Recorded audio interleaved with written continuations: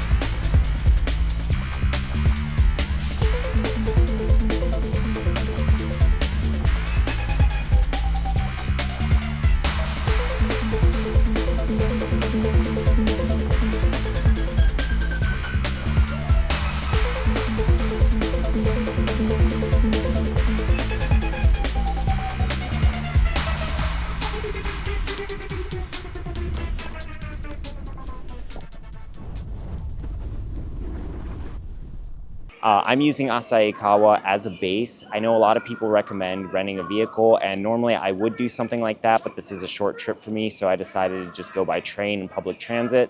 So hopefully I can give you a little bit of helpful information if you decide to do the same. So if you end up doing what I did, the train ride is about an hour and a half, and if you bring your own gear, you're definitely going to want to wrap it up in a bag, otherwise they may not let you on the train. Not going to have so much of a problem getting to Furano, however, they do check that on the way back, so keep that in mind. From the train station, you're also going to probably need to take a taxi up to the resort itself. Now, once you're actually at the resort, the lift ticket prices are pretty affordable, especially when you compare it to Western prices. That's probably why it's so popular. There are a lot of tourists. It is very, very popular. The resort has 23 runs. There is a mix of blues and greens. I didn't find there to be a whole mix of blacks. I wasn't really too impressed with the black runs there. They were pretty short. Overall, I would definitely say that this is a really good place if you're more on the beginner or intermediate side. If you're one of the more advanced skiers or snowboarders, I would maybe try and look elsewhere, unless you plan on doing some backcountry skiing or snowboarding. I didn't get to do any of that because I'm going by myself and I don't really have anybody to go with. I don't really like going backcountry solo because you can run into a whole list of problems that way. It's just not a good idea. But there is definitely good access to backcountry stuff if you're into that kind of thing and you have a group of people to go with or you have a guide. I found that even though it's been a relatively dry season here in Hokkaido, the snow is actually pretty soft and fresh. We haven't had any significant snowfall recently, but it still wasn't that icy and it wasn't that compact, so that was a really, really big plus. Even though there hasn't been a crazy amount of snow, this is definitely worth it. And we're getting some fresh snow right now. The absolute biggest downside of this place is that it is crowded. There are two main gondolas that service the mountain. There's the Furano ropeway line, which apparently holds about 100 people in the gondola. It is really, really slow. I think it took me about 45 minutes just waiting in line and then probably another 15 minutes to get to the top. So if you end up going to that side, you are gonna wait a long time and you're not gonna get a whole lot of runs in, which is really unfortunate. Alternatively, on the Kitsunome side, the gondolas are much faster. However, it is still a pretty significant wait time. And again, you're not gonna be getting a ton of runs in. However, even with it being packed, it really wasn't that bad considering I went on a Saturday. Alternatively, on the Kitsunome side, the gondola is a lot faster. However, there are still some significant wait lines. They really aren't that bad when you compare it to something that you're going to find in the West, especially for those of you who end up going to Vail resorts. They've had the employees striking this year, which significantly slowed things down. So again, the pros of Furano, really accessible by Asahikawa. Like I said, it's an hour-and-a-half train ride. It's also really good if you're intermediate or beginner. There's also a lot of lodging available, which I really, really liked. On the cons, it was pretty crowded. I did end up getting kind of bored of the resort by the end of the day, so I don't think I'd go back there. There also aren't a lot of tree lines or advanced runs that stood out to me, so that was kind of a downside. I ended up kind of pretty much trying to navigate around creeks and kind of got stuck at some points and had to go back.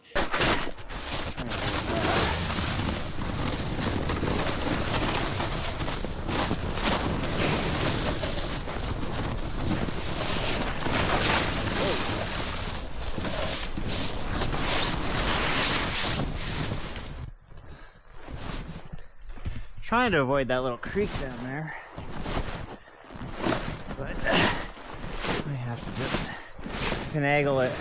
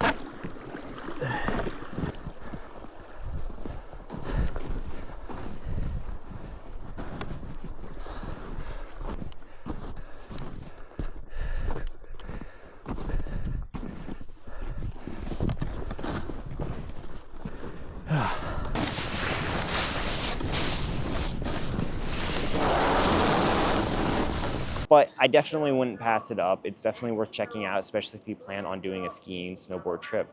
Anyway, that's all for now. Let me know if you like this kind of content and I'll keep making more of it. I always appreciate a like and subscribe in the channel. It helps me grow it. It also gives me feedback to what you guys like, and then I can continue making that type of content. I always like your feedback, so feel free to blow up the comment section. I will do my best to respond to everyone. Until next time, take care.